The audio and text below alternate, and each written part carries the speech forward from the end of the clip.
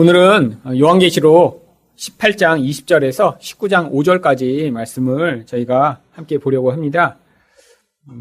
이제 요한계시록 거의 끝으로 다가가고 있는데, 이제 이 끝에 나오는 이 전체적인 내용은 하나님 나라가 이제 어떻게 완성되고 또 그것에 대해서 우리가 어떻게 반응해야 될지를 보여주는 내용들입니다.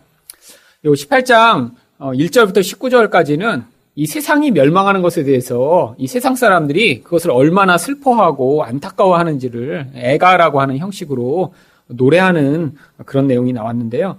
20절부터 그 18장 이제 마지막 부분까지 나오는 내용은 이런 이 심판으로 말미암아 하나님 백성이 그것에 대해 어떻게 반응해야 될지가 나오는 것입니다. 그래서 오늘 18장 20절 말씀을 같이 한번 읽어보겠습니다. 시작.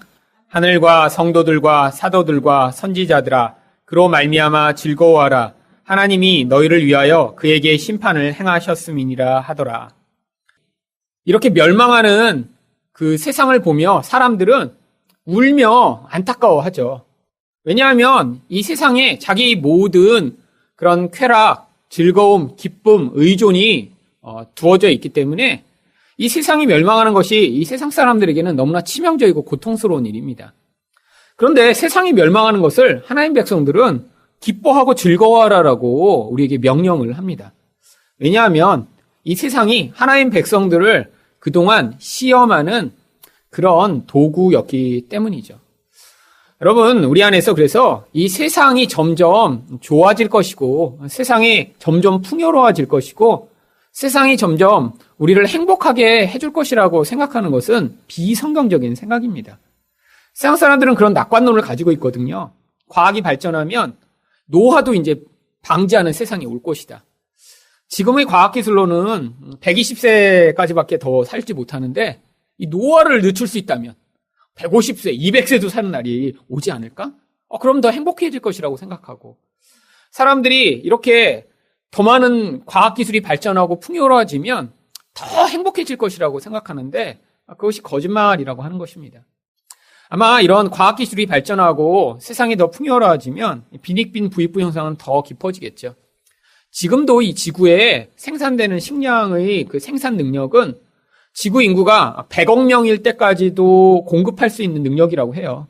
지금 현재 지구 인구가 70억 명인데 100억 명까지도 먹여 살릴 수 있는 기술과 그런 땅과 능력을 갖고 있는데 우리 세상에 이렇게 굶어 죽고 힘든 사람들이 많죠. 인간의 탐욕 때문입니다. 이 인간의 탐욕은 모두를 풍요롭게 하는 게 아니라 소수의 사람들만 그 풍요를 누리고 나머지는 나의 풍요를 위한 도구가 되기를 원하는 것이에요. 지금 이제 한국에 있는 대기업들이 다 그렇죠. 대기업이 이 대기업을 운영해 모든 사람들을 인격과 인간으로서 대우하고자 이 대기업이 운영되는 게 아니라 대기업도 사람을 도구화해서 소수의 사람들이 더 많은 풍요를 누리고자 전체 집단과 조직을 운영하는 것입니다. 사람에 대한 관심은 별로 없어요. 그러니까 세상이 점점 발전하면 발전할수록 그 안에서 고통하는 사람들이 많아지게 돼 있는데 하나님 나라의 가치를 가지고 살아가는 사람들은 그 세상의 압박이 너무너무 자신을 힘들게 만드는 것이에요. 예를 들면 이런 것입니다. 세상은 끊임없이 자기를 이제 풍요롭게 만들기 위해 어떤 선택들을 하라고 하는데 하나님 나라의 가치는 그것이 정반대거든요. 그래서 계속해서 하나님의 음성을 들어야 합니다.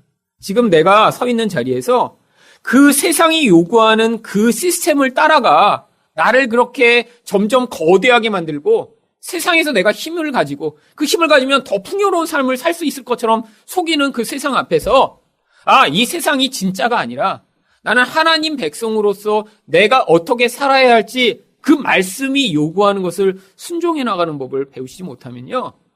그 세상의 물결과 영향력이라는 게요. 얼마나 강력하게 미치는지 나중에는 스스로 거부할 수 없게 그냥 그 조직 안에서 휩쓸려 흘러가 버리게 되는 것입니다.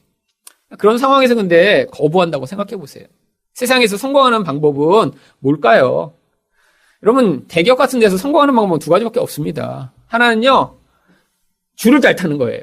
그래서 이렇게 이 사람이 능력이 있어 보이고 줄을 이렇게 타면 될 것 같으면 거기서 이제 완전히 이제 노예가 되는 것입니다. 가서 이제 술 마실 때마다 와, 우리 부장님 최고 하고 노래 부르고 그냥 술 그냥 계속 드리고 따까리에서 그냥 집 앞에 맨날 운전기사 하고 이제 종이 되는 거죠, 완전히. 그 다음에 아니면 일의 종이 되는 거예요. 계속 자기를 일로 증명해서 남이 시키지 않은 일까지 다 몰아다가 자기가 다 어떤 성과를 만들어내고 그래서 인정받도록 하는 것이죠. 여러분, 세계상이 그걸 요구합니다. 무엇의 노예요? 결국 세상의 노예가 되는 삶을 그래서 자꾸 요구해내는 거예요.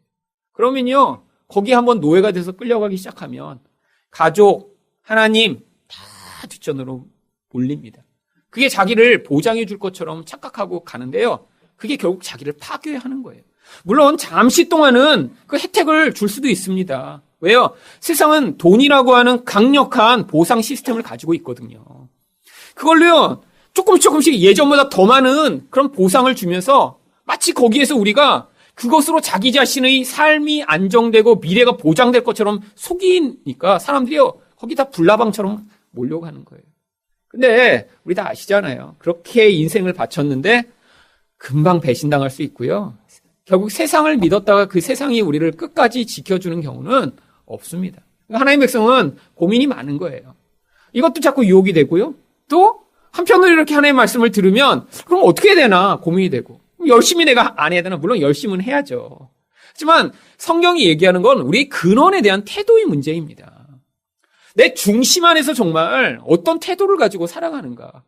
그 중심의 그 태도가 우리 삶의 방향성을 결정하는 거죠. 내가 어떤 한 시점에서 한두 번의 행위 자체가 아니라고 하는 것입니다.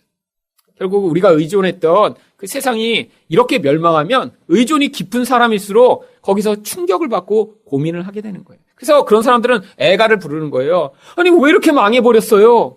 그런데 그런 세상 속에 살아가고자 고민하고 하나님 나라의 가치를 붙들며 살아가는 사람은 세상이 망하는 걸 보면서 이제야 내가 이 고통스러운 세상 속에서 자유를 얻게 되었구나.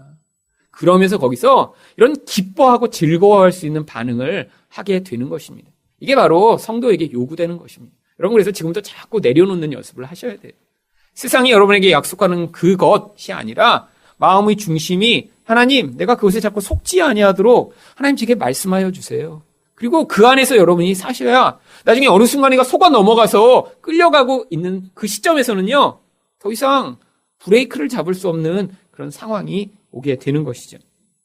그런데 21절부터 24절까지 이 바벨론이 얼마나 처참하게 멸망할지를 이제 그림의 언어로 지금 묘사하고 있습니다.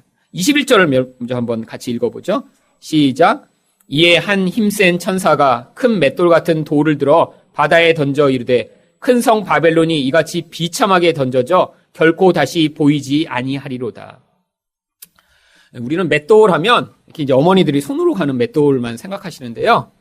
이 이스라엘 백성들이 맷돌 하면 주로 이제 낙이나 이런 짐승이 돌리는 집채만한 맷돌을 생각합니다. 그런데 여러분, 그렇게 큰 돌을 바다에 한번 던졌다고 생각해 보세요. 그랬더니 그 맷돌이 이렇게 들어갔다가 올랐다 들어갔다 내렸다 이렇게 하나요? 아니요. 그냥 첨벙하면 영원히 보이지 않는 거예요.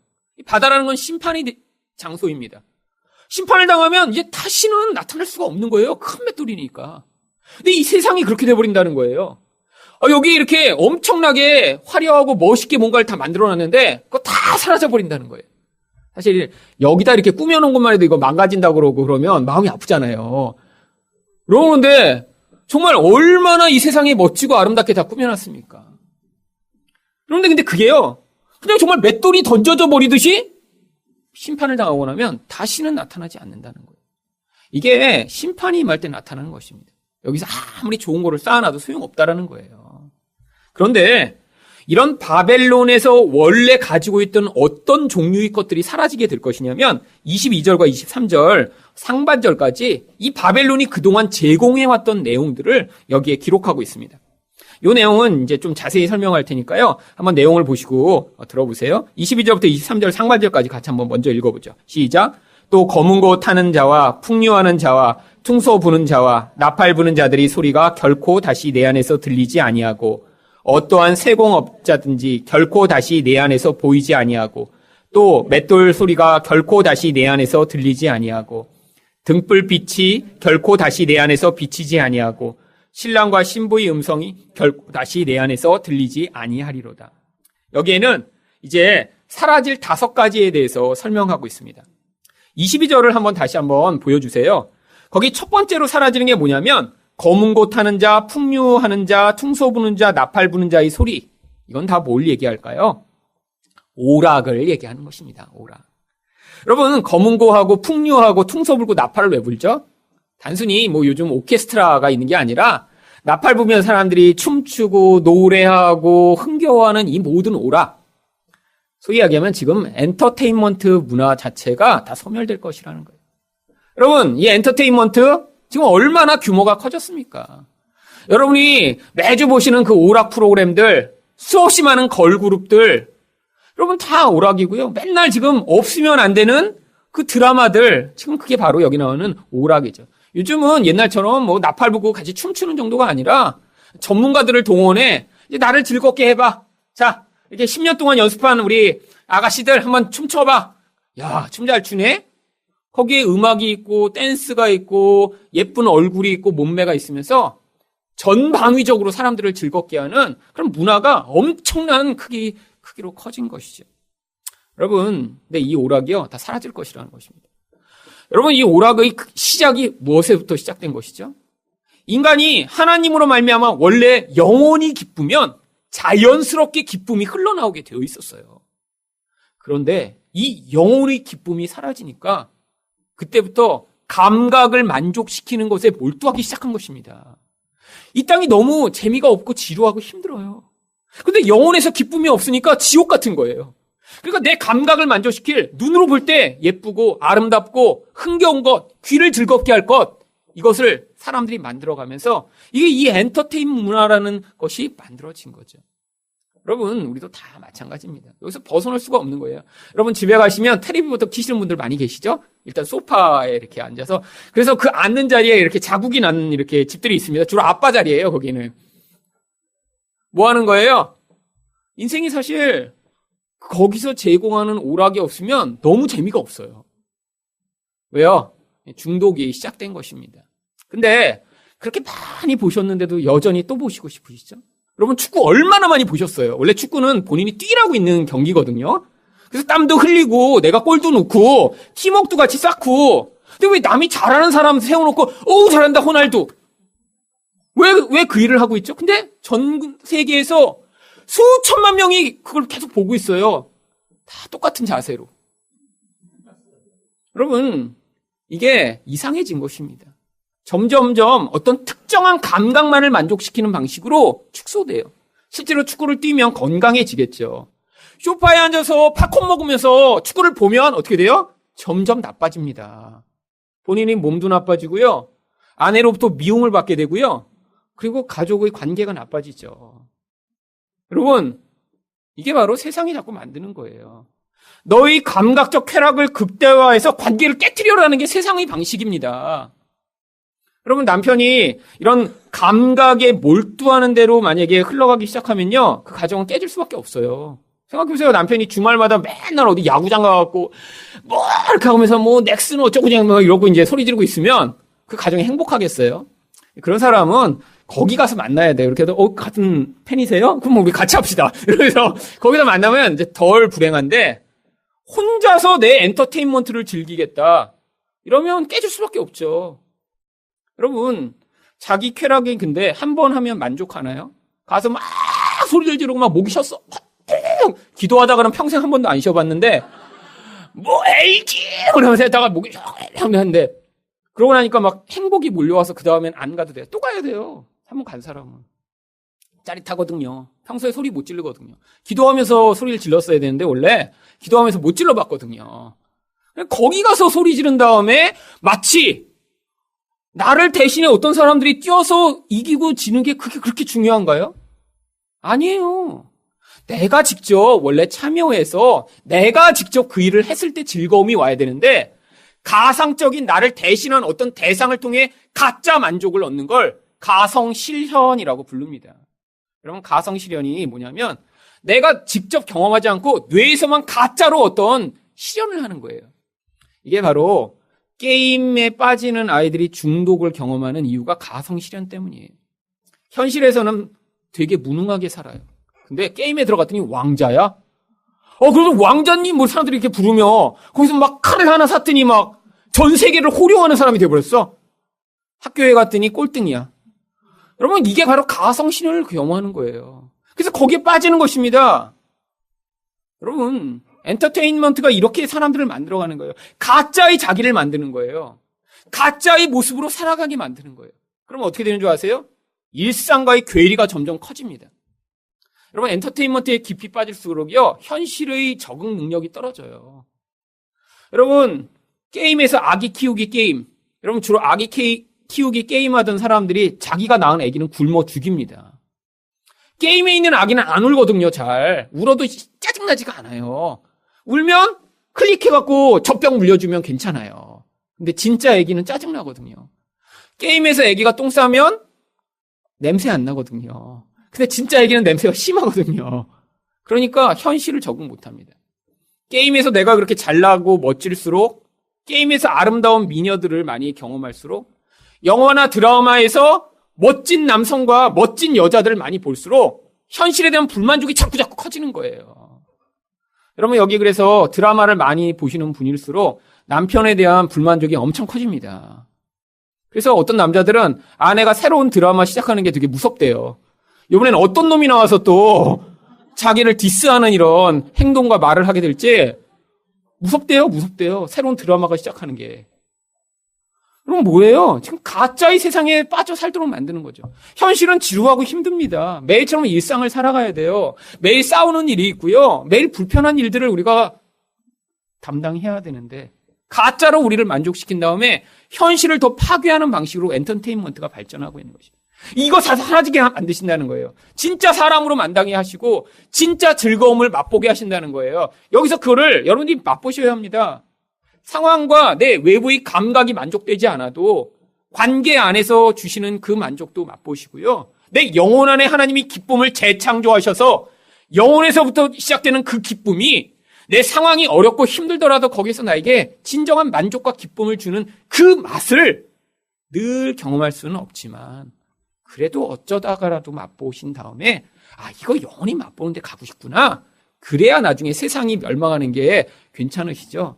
여러분, 만약에 그게 아닌데 세상이 멸망하면요, 여러분은 그냥 울었다가 웃었다가 도대체 뭘 해야 될지 몰라. 어머 이거 이제 다시 영화 못 보는 거야? 울었다가 그래도 나는 하늘나라 가야 되긴 하는데 그리고 웃었다가. 여러분, 이러면 안 된다는 거예요. 왔다 갔다 하면 안 됩니다. 입장을 정하세요. 입장을.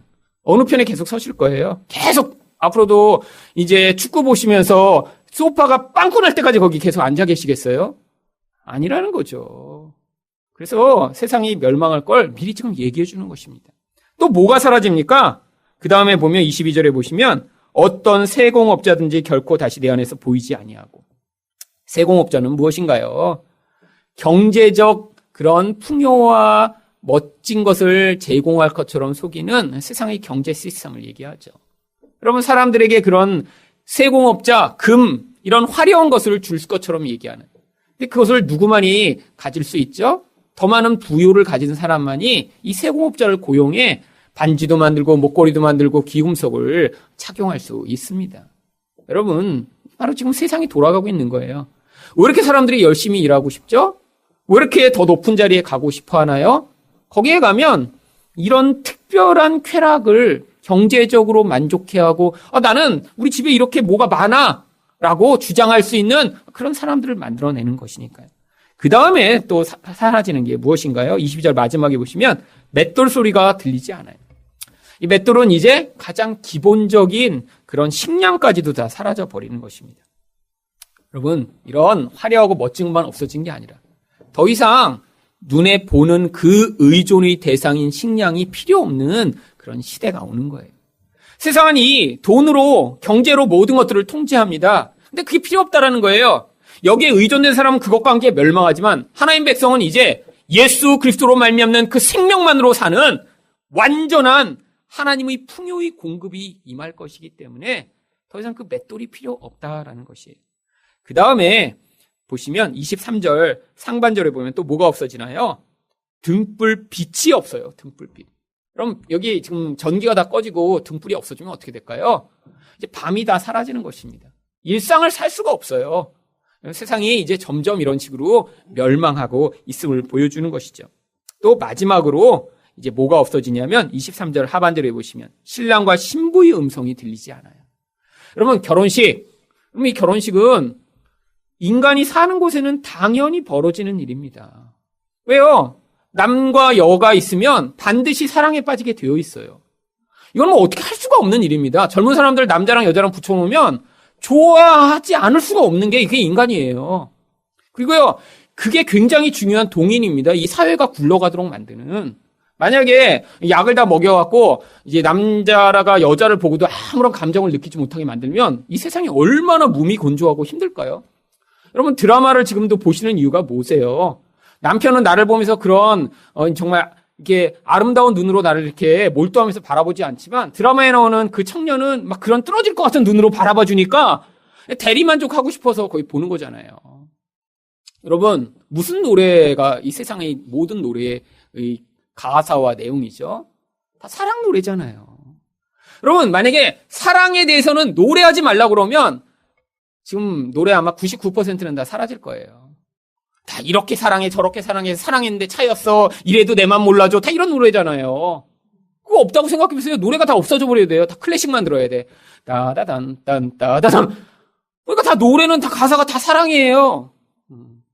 여러분 근데 이게 삶이고 일상입니다. 근데 그런 일상의 즐거움마저 다 사라지는 거예요. 그럼 어떻게 된다는 거예요? 바벨론의 멸망과 동시에 이 세상은 더 이상 존재하지 않고 아무런 즐거움도 없고 기쁨도 없고 가짜를 누릴 수 없는 그런 세계가 오는 거죠. 거기에 전적으로 의존된 사람들은 더 이상 살 수가 없는 것입니다. 근데 하나님의 백성은 진짜 기쁨, 진짜 만족, 진짜 신랑이 기다리고 계신 거예요. 남들 결혼하는 거 보면서 야 좋겠네 이런 생각을 하는 수준이 아니라 이제는 우리의 신랑이 우리를 신부 삼으셔서 진짜 결혼식이 기다리고 있는 것입니다. 그러니까요, 그 기쁨이 지속되는 거예요. 진짜 결혼이 앞으로 남아있는 거예요. 여러분, 예수님과의 결혼, 이제 그게 우리에게 기다리고 있는 거예요. 여기서 결혼해서 조금 실수할 수도 있고, 실패할 수도 있고, 아까 말씀드렸던 것처럼, 그럼 갈등이 너무 심해서 나중에 회복이 못하는 자리까지 갈 수도 있습니다.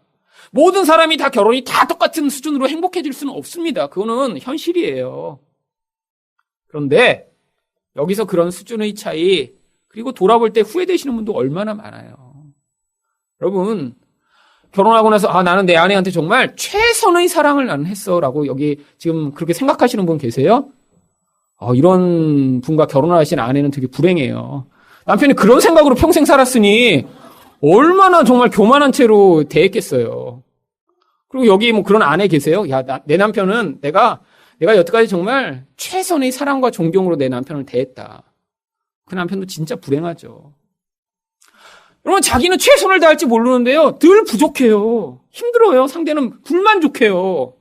그러니까 이 땅의 결혼이요. 완벽할 수가 없는 거예요. 근데 우리에게 완벽한 신랑이 기다리고 계시다니까요. 여러분 그 신랑이 우리를 지금 준비하고 계십니다. 언제요? 오늘 본문 마치는 19장 6절부터 그 결혼식이 지금 준비되고 있는 거예요. 여러분 이 땅의 결혼은 그래서 그 결혼식을 위한 준비 단계인 것입니다. 여러분 그래서 예수님이 이 땅에 오셔서 첫 번째 행하신 기적이 무슨 기적인가요?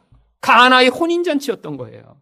사람들이 그 결혼을 통해 기쁨을 얻고자 결혼하지만 진짜 궁극적 기쁨과 만족은 앞으로 나의 보혈을 통해 공급할 그 어린 양의 혼인잔치를 통해 이루어질 것이라는 걸 모형으로 보여주시기 위해 첫 번째 기적으로 가나 혼인잔치를 행하신 거예요.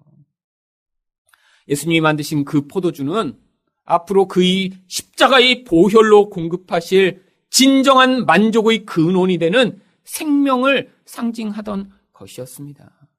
여러분 그러니까 여기서 여러분의 결혼이 기대한 만큼 충만하지 않다. 그리고 여태까지 그렇게 사셨는데 충만하지 않으면요. 앞으로 하나님이 기적적으로 개입하셔서 그걸 갑자기 이렇게 변제시키시는 경우가 있으면 좋겠습니다. 저도.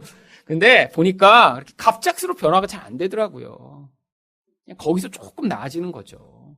그래서 여러분이 그렇게 시작이 그랬으면 나중에도 비슷하게 많이 가세요. 그러면서 이제 티격태격하면서 이제 가는 거죠. 그런데 괜찮다는 거예요. 왜요? 이제 완전히 이전을 지워버리고 새로운 시작을 예수 그리스도의 혼인잔치를 통해 우리에게 주실 것이기 때문이죠. 그럼 그게 소망이고 기쁨입니다. 그 신랑은 절대로 우리를 배신하지 않아요. 그 신랑은 절대로 우리를 잊어버리지 않습니다. 그 신랑은요, 완전한 사랑을 우리에게 이미 베푸신 분이에요. 그러니까 여기서 조금 덜 채워졌던 것, 조금 힘들었던 것 후회하지 말고 원망하지 마세요. 여러분, 그리고 사랑을 많이 하지 못한 거 나이 들어서 이렇게 후회하실 수도 있는데 적당히 후회하시면 됩니다. 그리고 이제 그 남은 시간이라도 잘하세요. 그냥 우리가 어떤 부분에서 잠깐 맛보고 그게 충족되지 않으면 이제 하나님이 앞으로 다 그 혼인잔치로 여기 다 초대하신 분들이에요. 같이 가서 하객이 아니라 이제 여러분이 합동 결혼식을 우리가 이제 올리면서 예수님과 함께 영원한 기쁨과 만족이 되시는 그분이 우리 신랑 되실 거예요. 그러니까 여기서 결혼이요? 여러분, 그래서 제가 이제 그 결혼식마다 주례할 때마다 그 설교 하잖아요. 에베소 5장 마지막 부분을.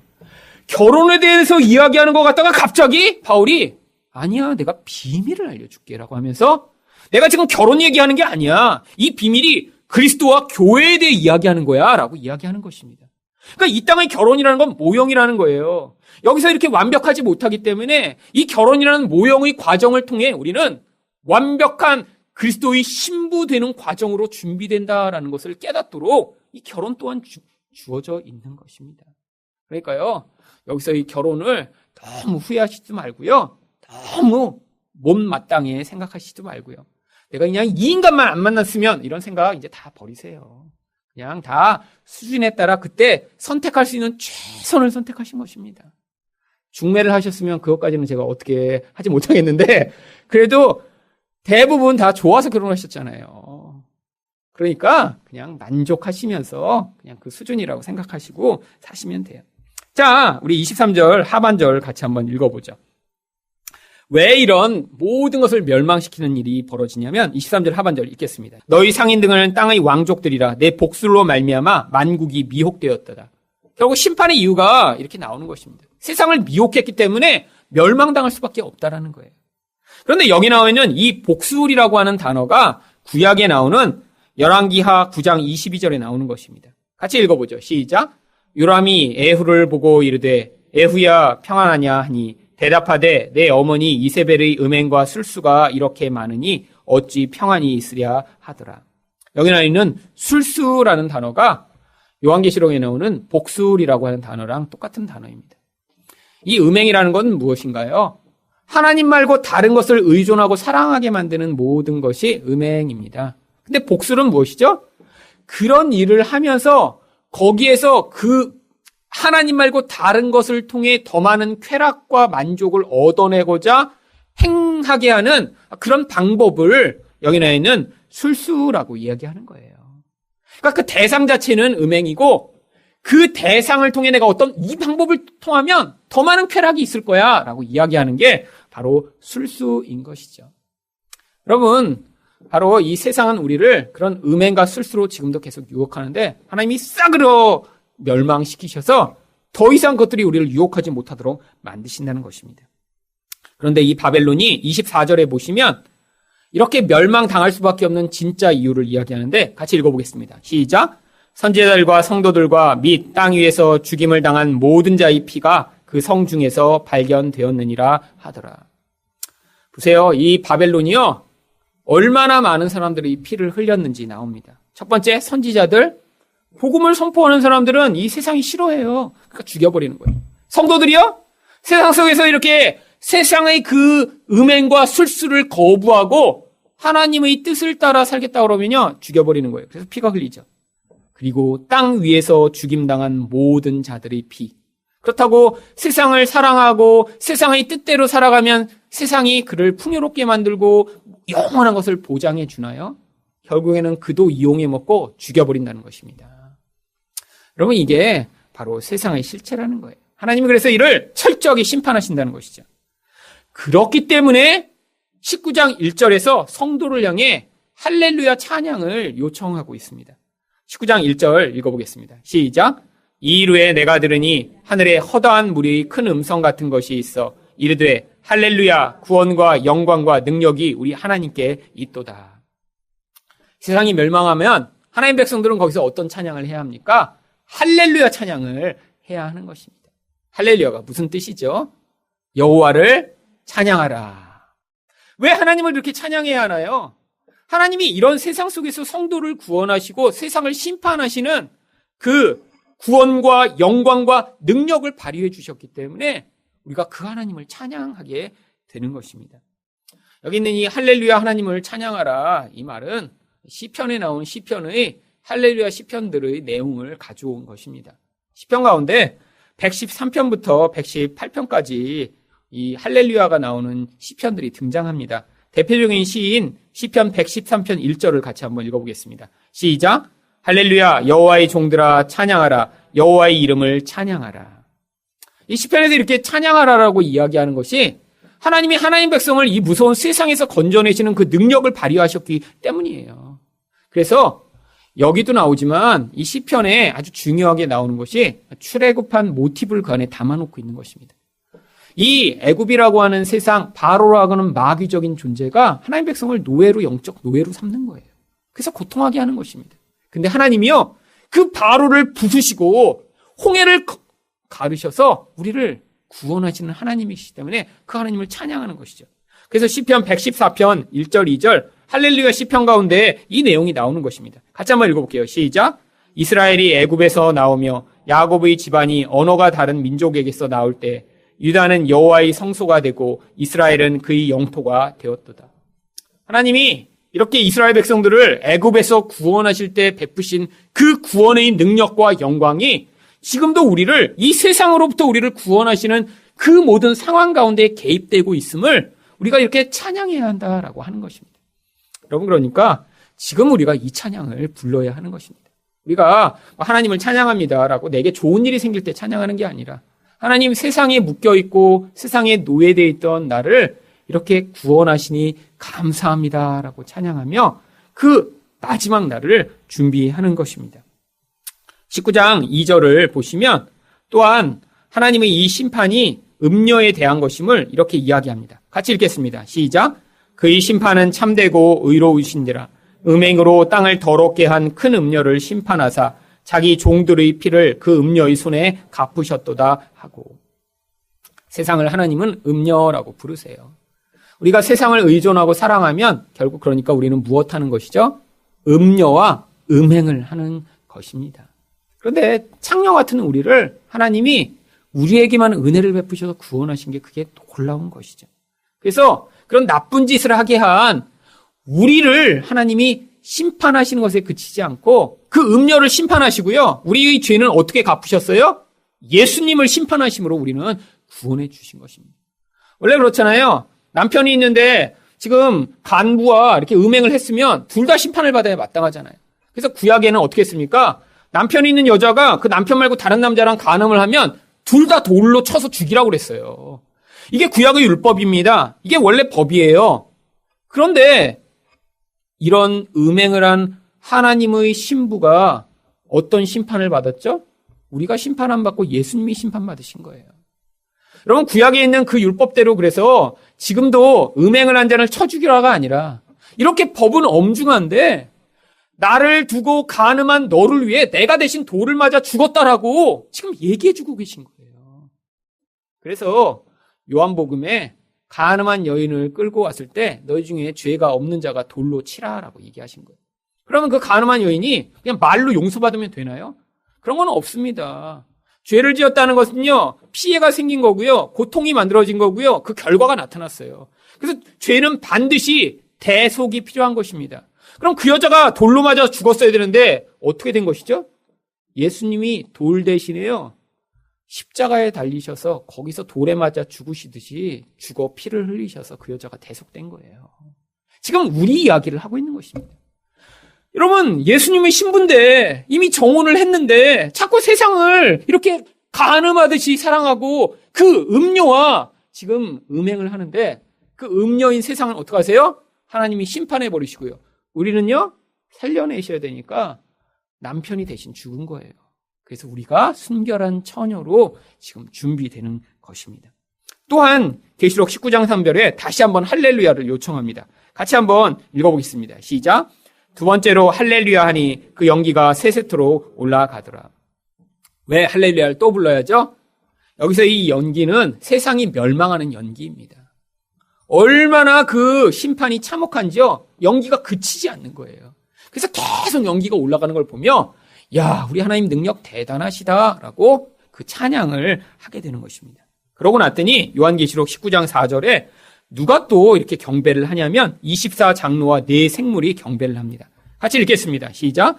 또 24장로와 네 생물이 엎드려 보좌에 앉으신 하나님께 경배하여 이르되 아멘 할렐루야 하니. 여러분 24장로는 무엇을 상징하나요? 구약의 12지파 신약의 12제자 이 둘이 합쳐서 24가 되면서 모든 교회를 상징합니다. 여러분 여기 나와 있는 네 생물은 무엇을 상징하나요? 존재하는 모든 피조물을 상징하는 것입니다. 그러니까요 모든 교회와 모든 피조물이 하나님 맞습니다. 이렇게 심판하시는 것이 옳습니다. 우리 하나님을 찬양합니다. 이대로 될지어다. 아멘 할렐루야를 외치는 그 찬양이 나오는 것입니다. 그때 하늘에서 15장 5절에 이렇게 음성이 납니다. 같이 읽겠습니다. 시작. 보좌에서 음성이 나서 이르시되 하나님의 종들 곧 그를 경외하는 너희들아 작은 자나 큰 자나 다 우리 하나님께 찬송하라 하더라. 이 모든 역사를 운행하시며 이 일들을 준비하신 우리 하나님을 향해 하나님 찬양합니다. 옳습니다. 하나님이 의로우심과 공의로우심을 인해 내가 감사드립니다라는 그 반응이 우리에게 요청되는 것입니다. 이게 끝나고 나면 이제 다음번 계시록 땐 이제 바로 기대하던 이제 어린 양의 혼인잔치가 시작이 되는 것이죠.